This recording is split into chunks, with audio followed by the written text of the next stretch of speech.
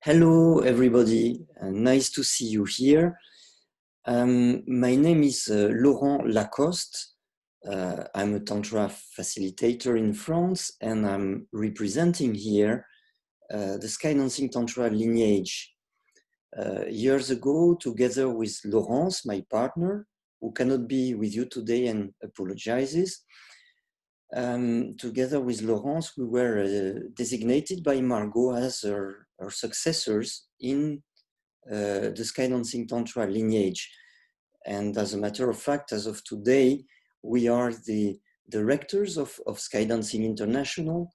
That means that we are in charge of the body that rules the Sky Dancing Tantra network of institutes throughout the world.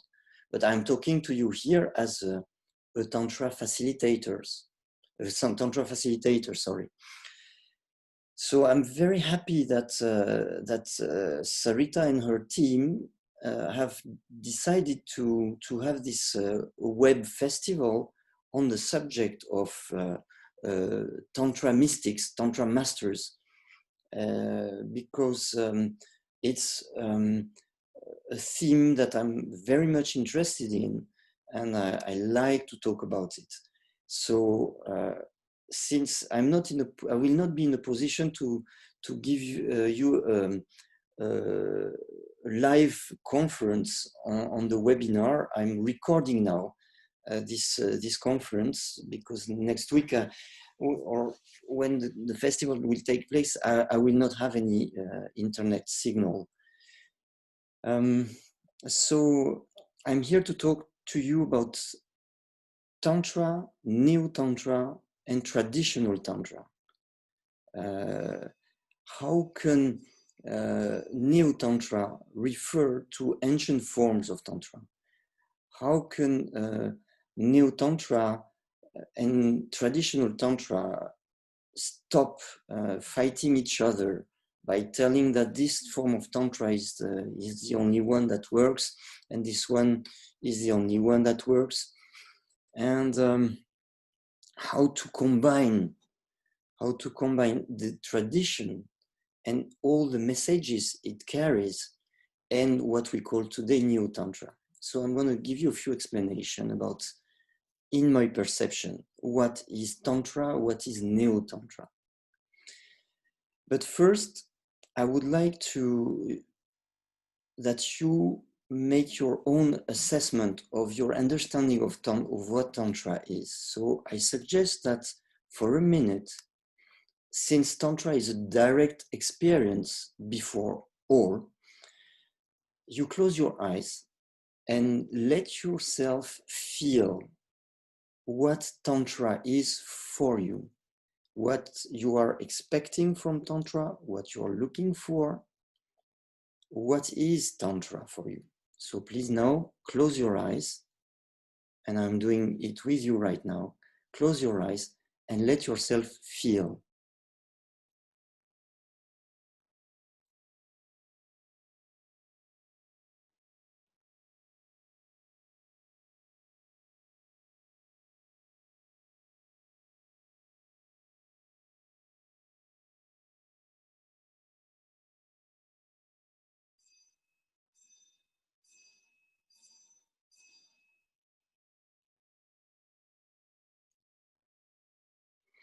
It is certainly a bit less than a minute, but you can come back. Open your eyes. And I'm going to start with my presentation now. So first, I'd like to explain where the word Tantra comes from. Many people will tell you Tantra means weaving, which is somehow true, but somehow not true. Why? Because a lot of Tantra facilitators explain that Tantra is about weaving links between people. My personal understanding of what Tantra is that Tantra is a very individual path.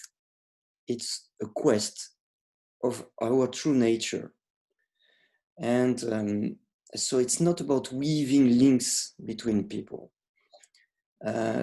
Originally, Tantra means weaving, but by extension, it also means weaving words together. And the reality is that the word Tantra that we use today is a kind of original mistake. And I will explain. Tantra means actually a book, weaving words together. It's a treaty. For example, the famous Vijnana Bhairava Tantra, or Vigyan Bhairav Tantra, as English say, is the treaty of knowledge of the absolute reality, for example. But it's a treaty. Tantra in this title means treaty. And it comes from the 19th century, when the English scientists discovered the philosophy of non-dual Shivaism in Kashmir, in Indian Kashmir. They found out that this philosophy was described in a lot of books which had Tantra in the title, but Tantra means again book or treaty.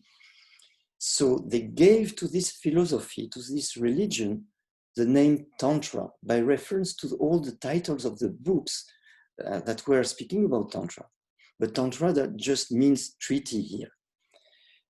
So, but now we have given this title of Tantra to the traditions that are described in the non-dual Shivaism of Kashmir on the Indian side, which is the traditional Indian Tantra, and to the Vajrayana, which is the tantric vehicle of Buddhism.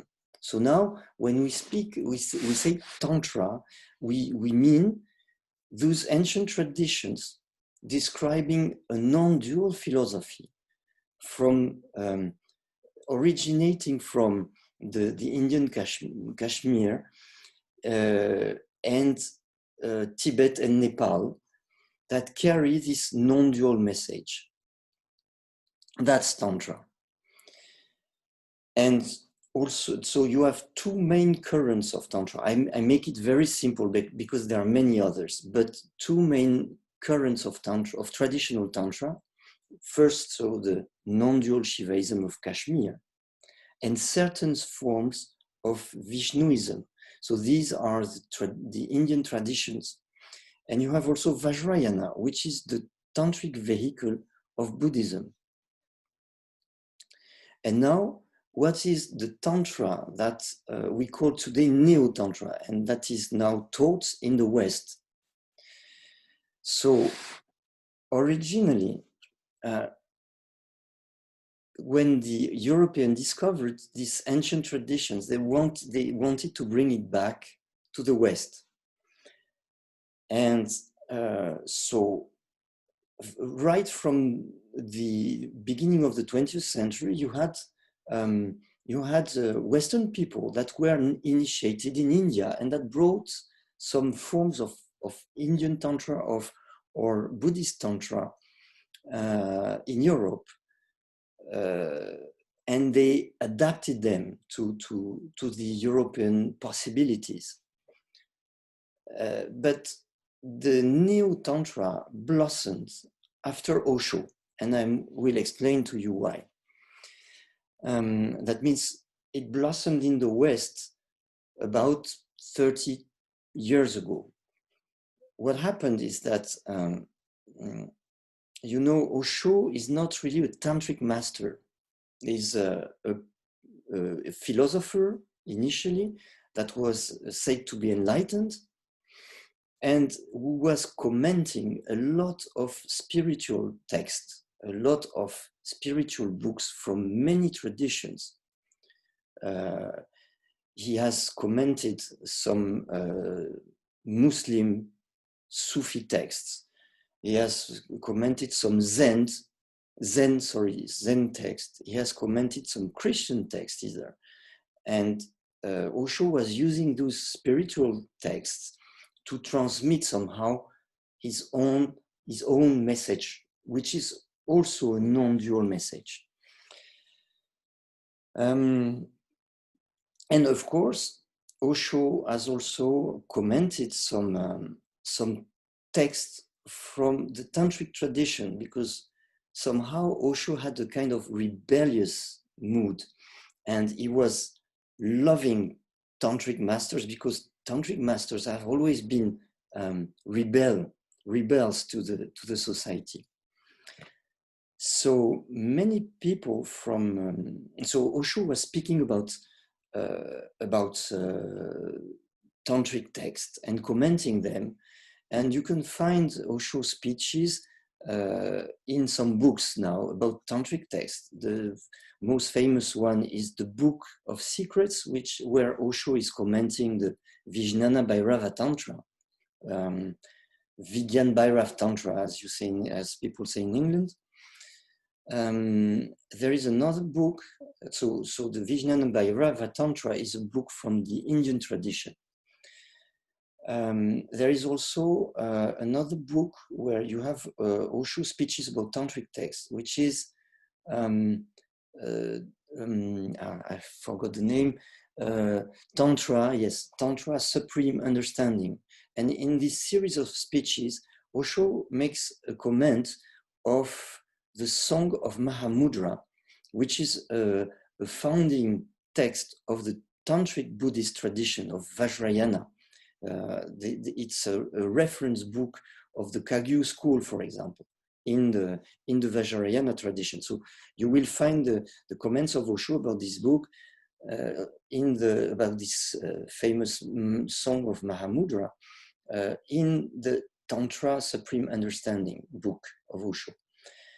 And then the last one that you will find is of Osho speaking about tantric texts is Tantra Vision, where Osho is making a comment of the Royal Song of Saraha, and it's another text from the Tantric Buddhist tradition. So to summarize, Osho has made comments of three important tantric texts: the Vigyan Bhairav Tantra, the Song of Mahamudra, and the Royal Song of Saraha. So Osho was taking his references about Tantra in those ancient texts already. But also Osho has wanted to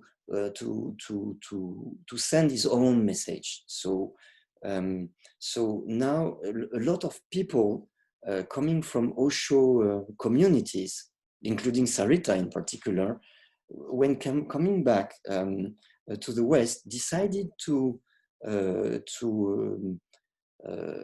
teach Tantra in a form that is very much influenced by Osho styles and Osho's ideas. It's also the same with Margot Anand. Margot Anand is very much influenced by Osho because she spent a few years in the Osho communities also. But many others in France, we have a guy called who is now dead, but his name was Sudhir Roche. Sudhir has been spending I think 10 or 15 years with Osho. So a lot of what we call Neo-Tantra teachers have been largely influenced by Osho when they decided to teach Tantra in the West. So Neo-Tantra is a kind of Western interpretation influenced by Osho of ancient traditions of Tantra. And but you have also Neo-Tantra teachers who do not come from Osho at all.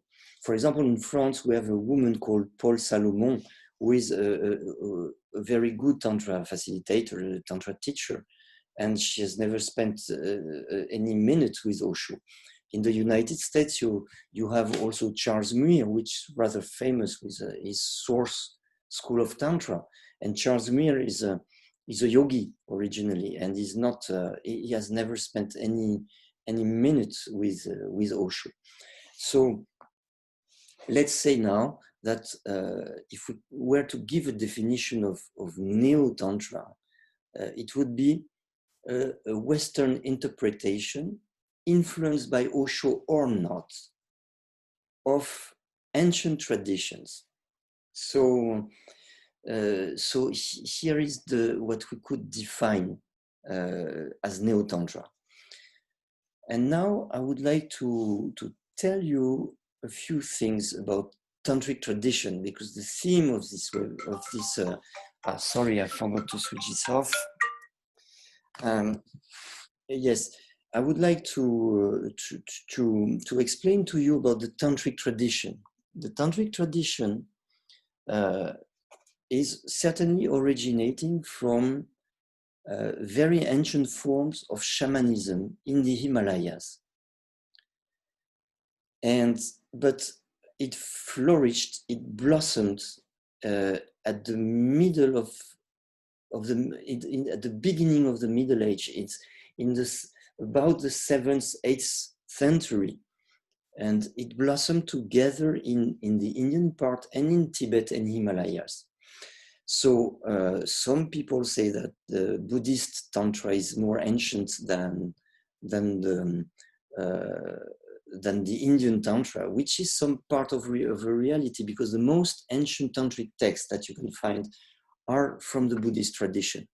However, it is certain that the tantric tradition in India is more ancient. And as a matter of fact, when the Buddhist tradition refers, for example, to Buddha Padmasambhava, he is an Indian master and an Indian tantric master that brought Buddhism to Nepal and Tibet, and but he's coming from India. And even when in the Song of Mahamudra, which is a text of the Buddhist tradition, so the Nepalese and Tibetan tradition, they speak about Tilopa and Naropa. It's the Song of Mahamudra is a transmission by Tilopa to Naropa, and those two are tantric masters from India. So despite the most ancient texts are from the Buddhist tradition, it is almost certain that the most ancient influence is from India. So Tantra in India, first I'm going to give a few explanations about the Indian tantric tradition. Tantra in India was blossoming from the 7th century, and you have there many in the Indian Kashmir. You had all religions living together. You had the Muslims, you had the Jains, you had the Buddhism, the Buddhists, you had the Hinduists, and many. You had representatives of many religions. You had masters from many religions, as they were all exchanging together. At that time, they were not really fighting, except with words, but they were influencing themselves between each other. In India, in this Indian Kashmir, you had some people who started to introduce a non-dualistic vision in the Hinduist worshipping of Shiva in particular. The non-dualistic idea is the idea that there is no good, there is no evil. In all religions in the world, you have something that is, you have what is good, what is not good. You have what is beautiful, you have what is not beautiful. So these are dualistic visions. Tantra, the specificity of Tantra is that it is a non-dual. There is no good, no evil in the Tantra vision. So it's just about accepting what is. That's all. Tantra is just about being relaxed, about accepting what is. And so some Indian philosophers and religious people started to introduce this non-dual vision in the Shiva worshipping. And this gave what we call today the Indian non-dual Shivaism of Kashmir. And you have in this tradition almost all the big philosophers of India. You have philosophers and religious persons such as Vasugupta, who is said to have written the Spanda Karika. to the song of vibration. You have, but some other people say it's another philosopher and religious who is called Kalata. So, but Vasugupta or Kalata have written the Spandakarika. You have also the famous Abhinavagupta, the author of the Tantra Loka. The Tantra Loka is one of the most important texts of the Tantric tradition. Even more important, certainly, that the Vijnana Bhairava Tantra, the Vidyan Bhairav Tantra that Osho has made famous in the West. But the Tantra Loka is one of the core teachings of what is called Pratyabhijna, which is the current of recognition, which is one of the Indian traditions of Tantra. So you have many traditions in Tantra. You have what we call the Trika tradition that is subdivided between the Kaula, meaning the family. You have the Spanda school, which means the school of vibration. You have the Pratyabhijna. Pratyabhijna means recognition. And this school was saying that the path is about recognizing our true enlightened essence. You have many of the current and old traditions in India, but all this disappeared. All these traditions disappeared because they were fought by Islam when Islam conquered the north of India. And they were fought later by the English when they colonized India, because the tantric tradition were including sexuality and all very bizarre and weird things that were somehow against the vision of the society of those periods of time. And so now only a few branches of this tradition are surviving. And in particular, maybe you've heard about the Agoris. The Agoris are the sadhus that you see on the banks of the Ganges River in India. And those people, they are covered with ash. And you know what it is? They are covered with the ash of dead people, because they spend, I think it's 11 years or something like that, meditating on death. And these are the only almost only survivors of the tantric tradition, original tantric tradition in India. You have some still in India. You have some sweetened, smoothened forms of tantra that are at Hatha Yoga, for example, was very much influenced by the tantric tradition originally. And you have Kundalini Yoga, for example. But they have all stopped with the sexual rituals because they wanted to be integrated in the Brahmanic society, in the society that is ruled by the Brahmans in India, which is of course, where so you cannot speak about sex, which is the evil, you know. So all the tantric traditions, we were using the transgressive rituals of sexuality, eating meat, consuming alcohol. All those tantric ancient traditions have ceased to practice those transgressive rituals because they wanted to be integrated in the Brahmanic or Muslim society of India. So they have almost disappeared. And but still, the Agoris, for example, they survive. They meditate 11 years as an initiation on the crematory fields, the smashans in India. And they cover themselves with the ash of dead people, and they eat and drink in the skull that they have found in the river, in the Ganges River, because you find many dead bodies there. And they take the skull and eat and drink in the skull.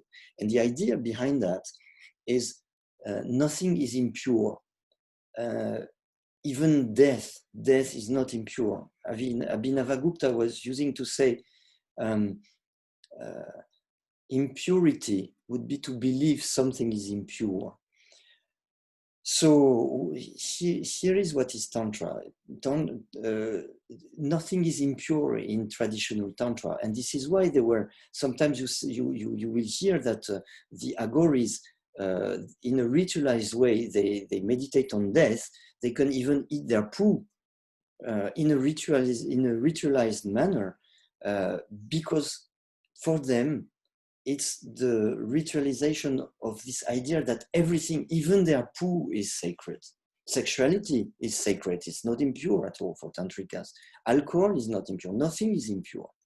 This is the non-dual approach, the non-dual vision of Tantra. So this is the first word that you have to remember. When you think of Tantra, you have to remember this Sanskrit word, which is Advaita. Advaita means beyond duality, means no duality. Okay? Because Tantra, again, as Osho says, is about saying yes to life and not doing everything that life proposes. It's just being relaxed, accepting life without judging it. So one of the most important things in Tantra is to accept life as it is, to accept people as they are, not doing what people instruct you to do, but just taking the words of the others as their reality and not making a mess of what people are saying. So normally a Tantrika should have a non-judgmental way to speak.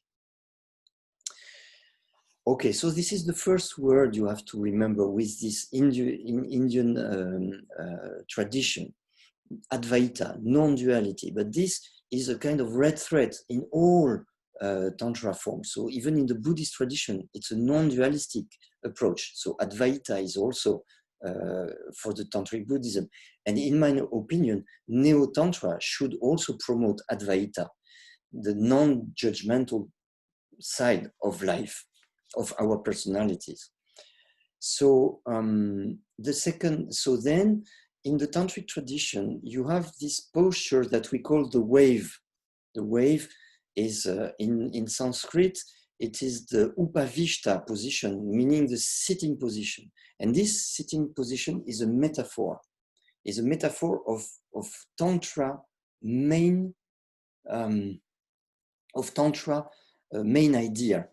Tantra is not about uniting men and women together. The Yabum is not the metaphor of men, the perfect soulmate or whatever, the men and women together. It's not this meaning. In the ancient tradition of Tantra, the Upavishta, or what they call Yabum in the Buddhist tradition, is the union of Shiva and Shakti. And Shiva is a metaphor of consciousness.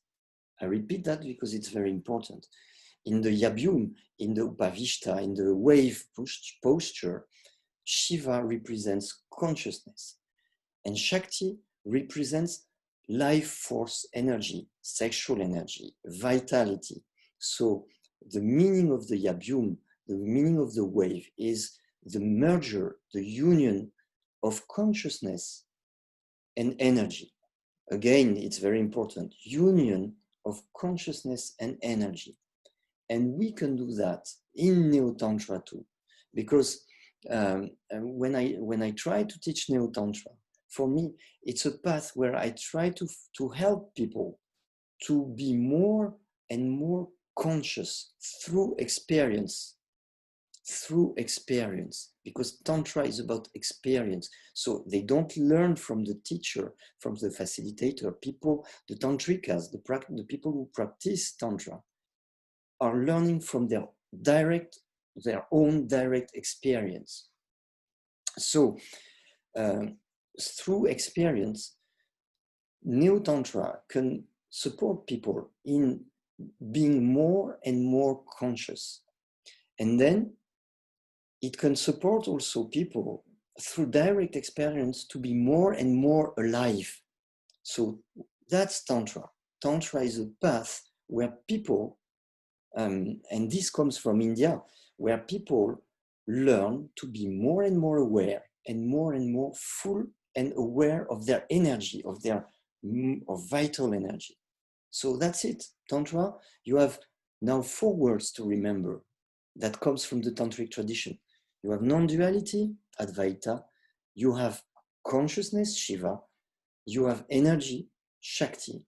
And you have experience. You don't learn from anybody. You just learn from your own experience. So let's say that Tantra is an experimental field where a facilitator supports people in getting more and more aware and more alive through experience. And by connecting to their own vitality, the Tantrikas believe that you connect to the energy of the universe. And this is also why it's a non-dual approach, because when digging inside ourselves and discovering our true nature, we realize that our consciousness is of same nature as our vital energy. And thus, this vital energy and consciousness is not separated from the energy and consciousness of the universe. And this is the message of the Indian tradition. And we can carry this message in the Neo-Tantra. What could I tell you about the Indian Tantric tradition? Many things. I could speak hours about the subject, so I will stop now for the Indian tradition. Now, I'm going to explain a bit more about the Buddhist tradition, the Buddhist Tantric tradition. So that you know there are 2 main vehicles in the Buddhism, which is the Mahayana, the great vehicle. Maha means great in Sanskrit, and the Hinayana, which is the small vehicle. So the big vehicle and the small vehicle. Hinayana, Mahayana, the large one, the big one, and the small one is Hinayana. And also in the Mahayana tradition, you have a tantric sub-vehicle, which is called the diamond vehicle, which is the Vajra. Vajra means at the same time diamond and thunderbolt.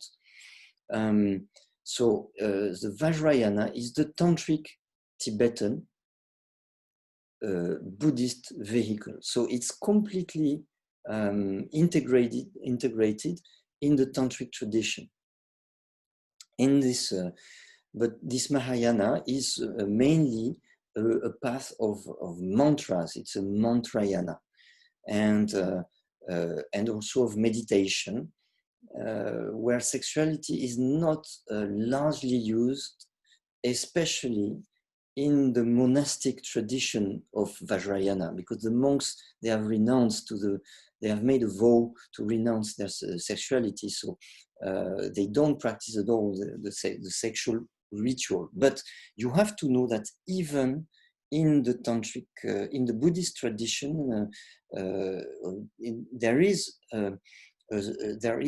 also some sexual rituals in certain branches of the Vajrayana, and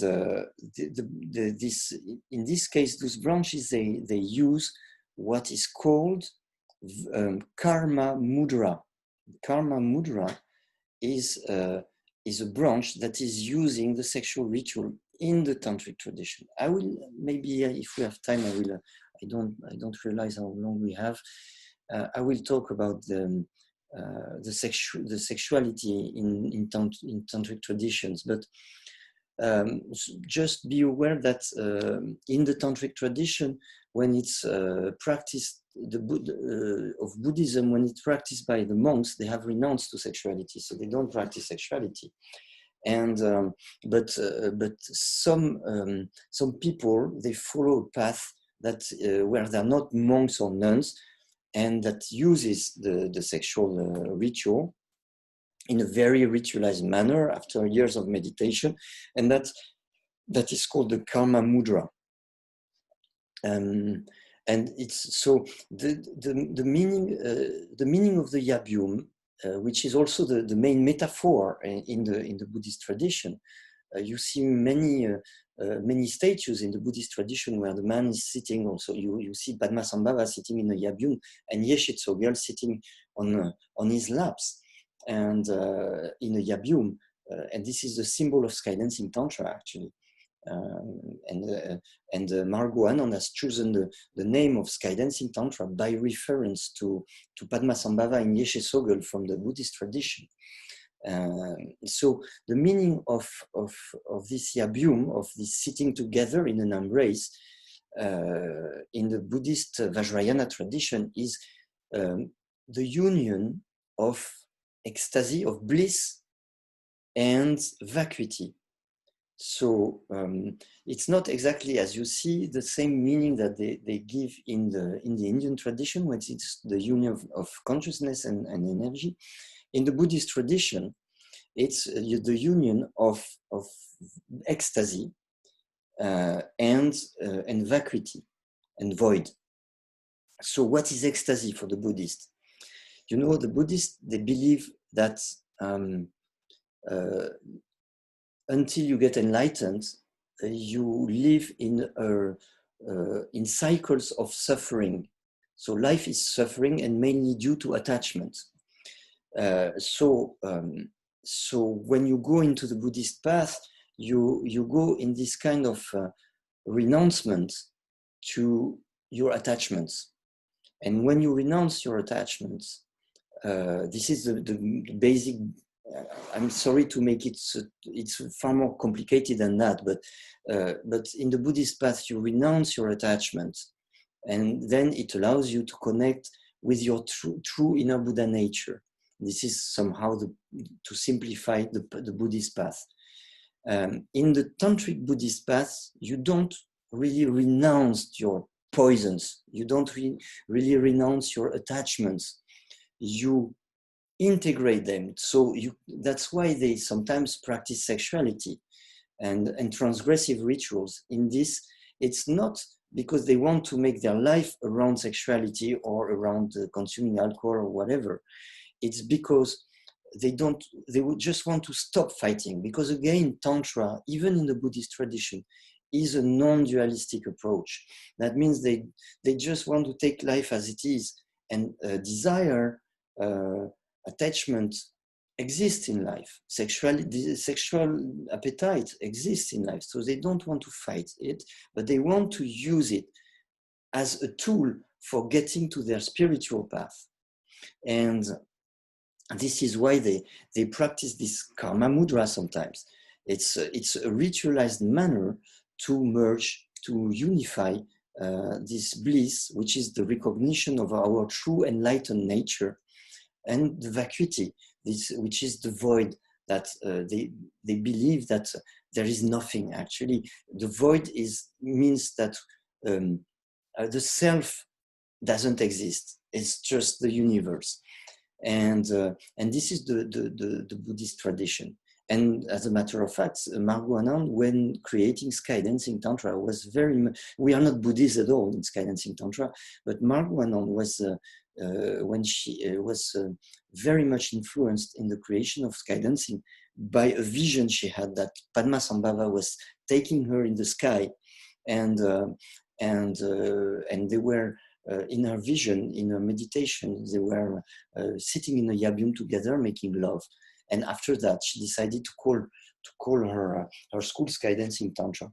As a matter of fact, Sky Dancer is the nickname that is given in the Buddhist tradition to the Dakinis, the deities that are flying in the sky. And in Sanskrit, actually, Dakini means sky goers or sky dancers. Here we are. So let's say that the Neo-Tantra is not really can reconnect with those ancient forms of Tantra, because our message is the same. It's a non-dual message. We are trying to reconnect with our consciousness, with our energy. We are trying to recognize with our ecstasy, which is the recognition of our own enlightened nature, which is already inside of us. And we're trying to connect to this perception of the void, That's everything. The void is somehow a metaphor of all what we believe, all what we think is just an illusion. It's Maya in Sanskrit. It's an illusion. It's so. If I want to summarize, Tantra, whatever the form, is mainly a path of deprogramming, because when we are deprogramming, what we are deprogramming from all our beliefs, our fears, our judgments, when we get out of all this, we find inside of ourselves, by meditation, our true nature. So in Neo-Tantra, we can apply all those principles of the tradition. And this is what I'm trying to do when I teach a Tantra workshop.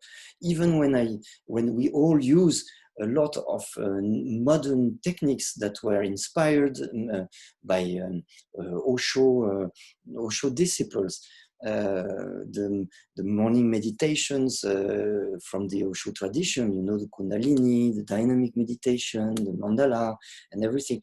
We use modern techniques of therapy. We use massage. We use, but we can allow these techniques to carry the message of the philosophical and spiritual message of the tradition. This is why I'm so grateful that Sarita has decided to create this webinar about the Tantra masters and the Tantra lineages. So now I will guide you. I've talked enough. It's already very long, and I'm sorry for that. But it's a passion for me. I will somehow lead you in a kind of meditation, whereby you're gonna use a few tools to channel the energy that we use in Skydancing Tantra.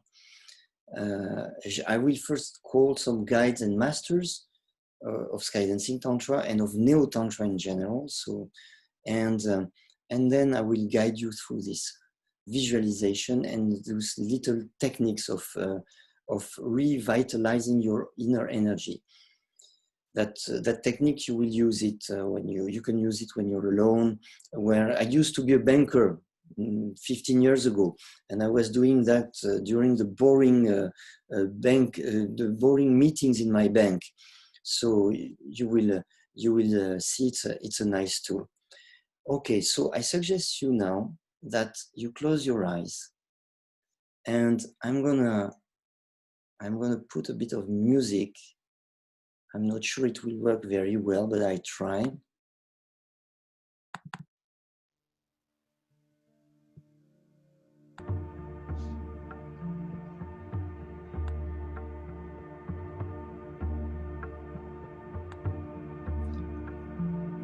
So now, please close your eyes.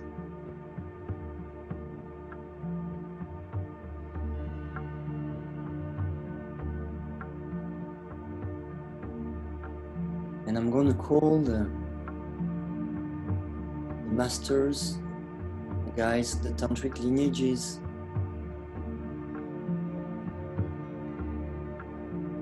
the 5 great elements that constitute the universe. So they support us in this practice, in this meditation. So keep your eyes closed.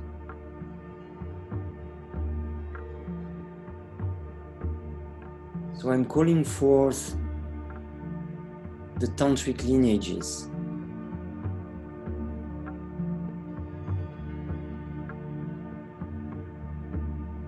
The non-dual Shivaism from Kashmir, the Trikas, Kaula family, the Krama, meaning the sequence, the 12 facets of perception of life. I'm calling forth the Pratyabhijna school of recognition. I'm calling forth the Spanda school, the school of vibration. Vibration, which is the very place of creation and return, has no limit because its nature has no form. I'm calling forth the Buddhist lineages of the Vajrayana, the Kagyu school, Nyingma school,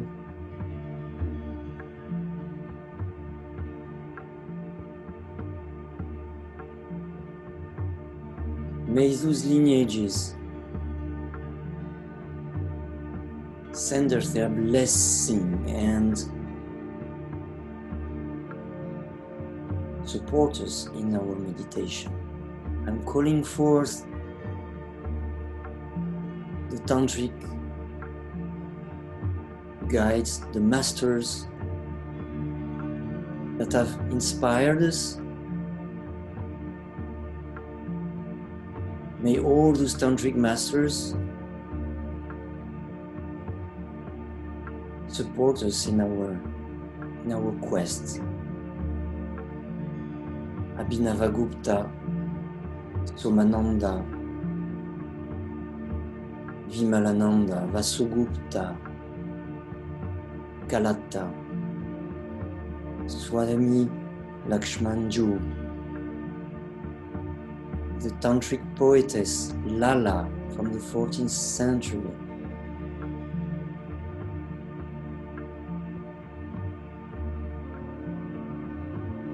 I will quote a poem of Lala, if I remember it well enough.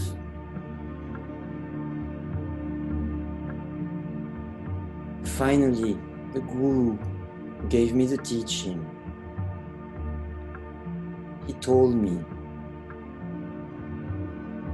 don't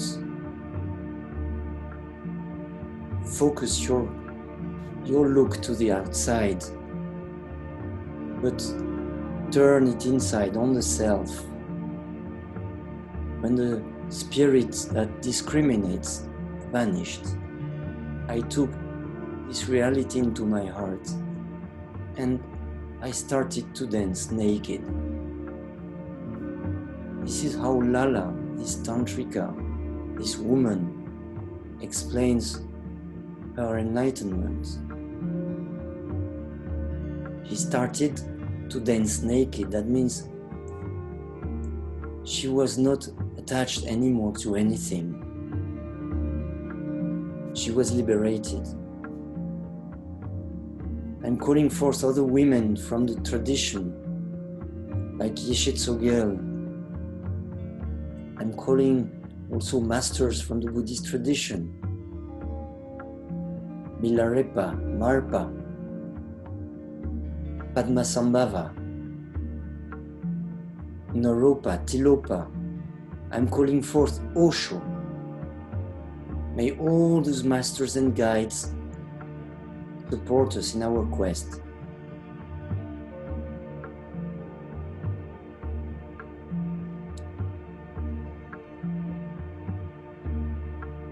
And you may take a few moments now to call your own guides and masters.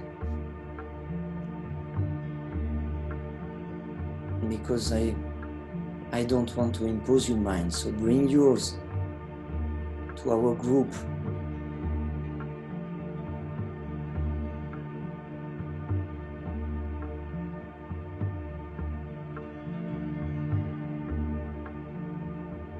Okay, and I'm now calling forth the Pancha Mahabhutas, the 5 great elements that constitute the universe. I'm calling forth Prithvi, the earth. May Prithvi, the earth, bring us grounding, anchoring. I'm calling forth Apath. Apath is water. May water brings us fluidity in our quest. I'm calling forth Agni, the fire element. May Agni or Tejas bring us fire, the fire of our desire, the fire of our will to be on the quest. I'm calling forth Vayu, the air element. May Vayu bring us lightness.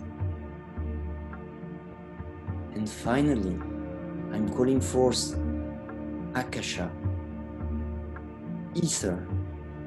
May Akasha bring us transcendence, transcendence of attachments,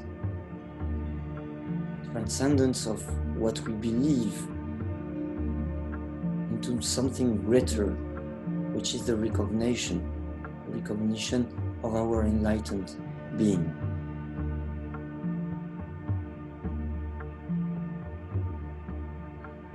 Take a long, deep breath before we enter into the practice.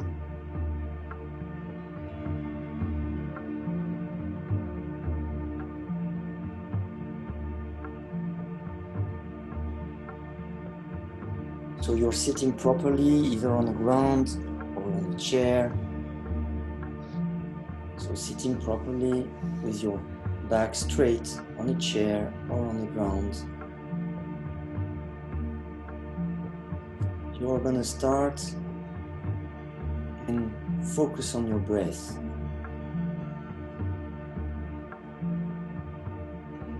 Inhale through your nose.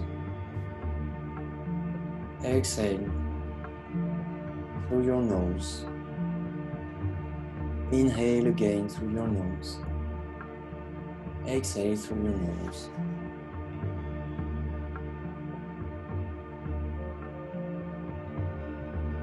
And you're just here with your attention onto your breath. And anytime you notice that your mind is wandering away, you take it back to your breath. Inhale, exhale.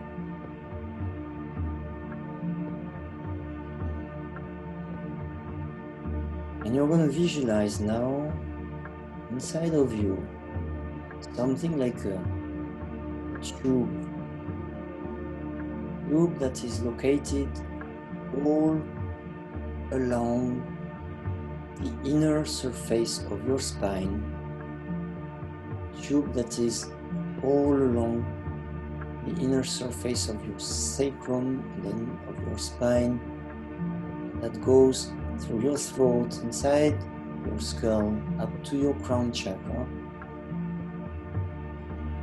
And you're going to start and visualize that your breath is flowing between your root chakra, your perineum, and your crown, through this tube that in skydancing we call the inner flute. So visualize the inner flute all along your spine, in your throat and your skull.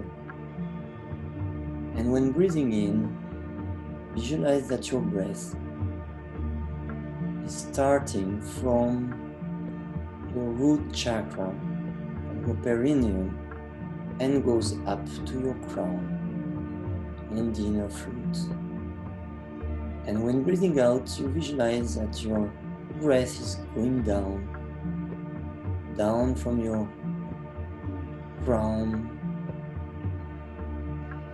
behind your third eye, your throat, in the inner flute, through your heart, through your solar plexus, through your lower belly, through your roots.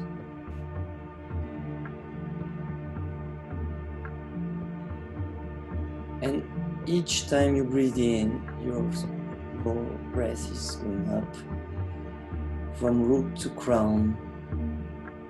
And each time you exhale, your breath is flowing down from crown to root.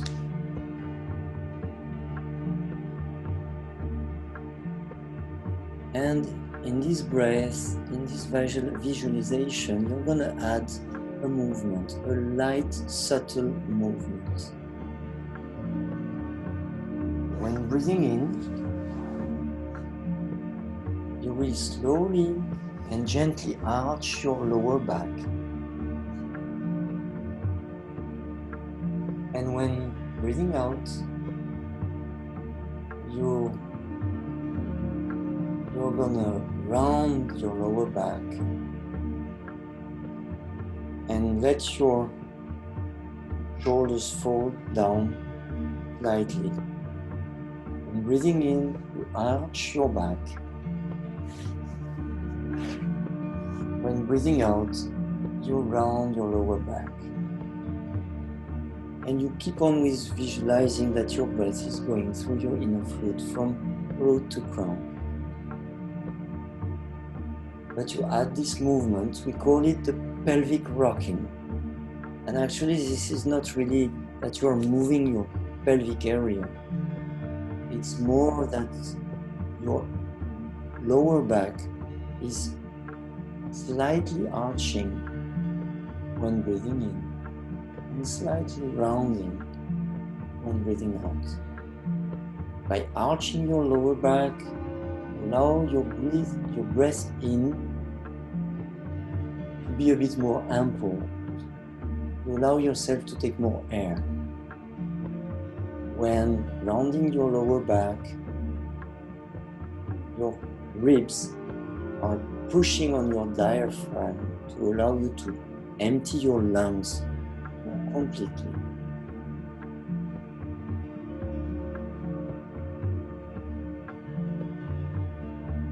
This technique derives from ancient tantric practices where you learn how, by channeling your breath and your mind, you learn to channel your energy system, your energy flow within you.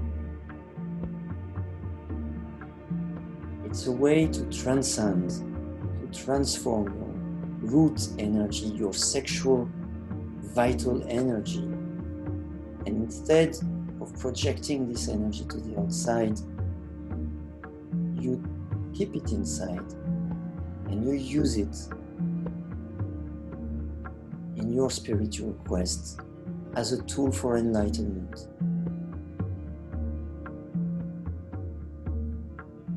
And you keep on visualizing the inhale going up, exhale going down, and this subtle pelvic rocking, i.e. arching your back when breathing in, rounding your lower back when breathing out.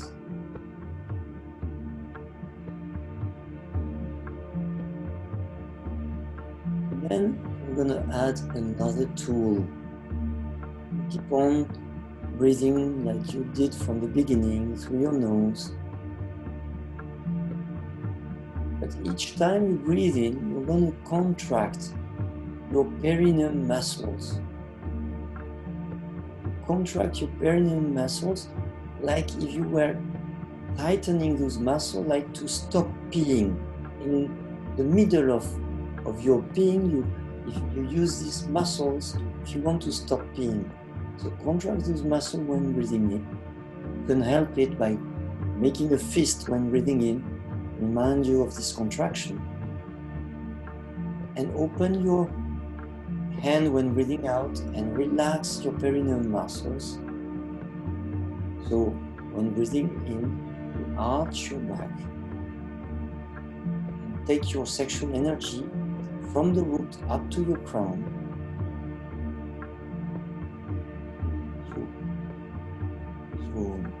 Contract the perineum muscles to allow this ascension of your breath, of your vital energy.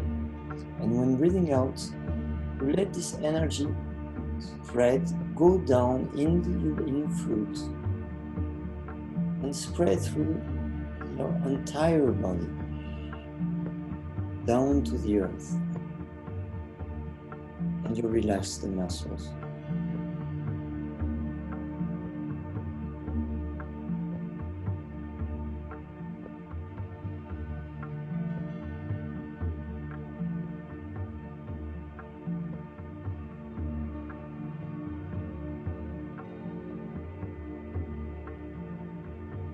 This contraction of the perineum muscle is an excellent exercise for men in particular, but also for women. But for men, it also makes a kind of massage on the prostate. And it is said to avoid prostate problems that come for men when they get old. It's also a way to awaken your vital energy, to create like a fire at your basis, at your root, and bring it up your crown, your third eye, and then to your crown. You use your sexual vital energy and bring it up to the chakras of spirituality.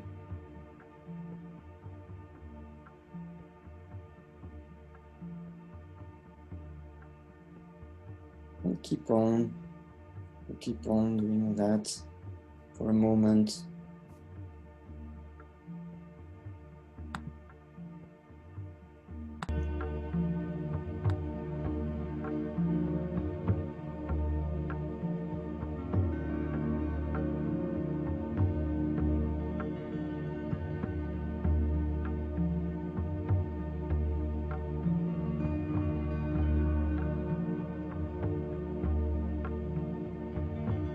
And you may now stop the movement, come back to a natural breathing without visualization.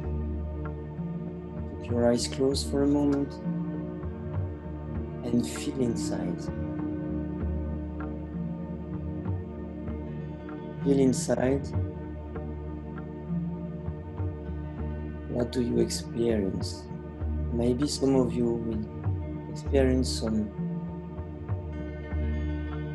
sparkling inside or whatever. And if you experience that, yes, be aware that this is maybe what the Tantrikas, the tradition, call the spanda. So stay silent for a moment. Stay silent for a moment and feel inside.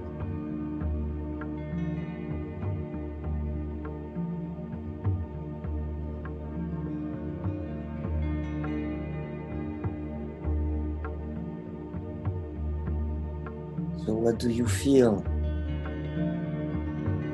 Because what you feel is your reality. This is the teaching of Tantra. Learning through experience. There's nothing else to understand. So you may now open your eyes again, get back to this space together.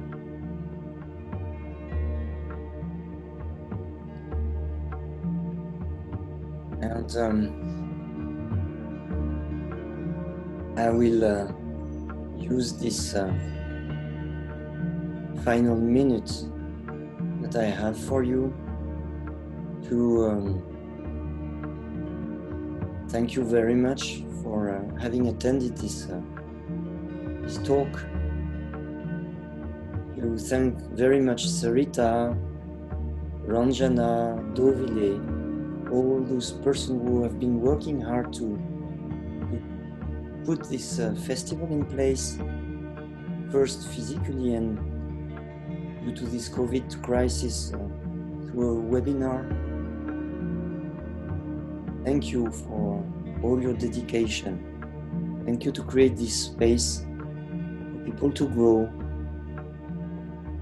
and for all those teachers, facilitators to transmit their Tantra, because there are as many forms of Tantra as there are facilitators.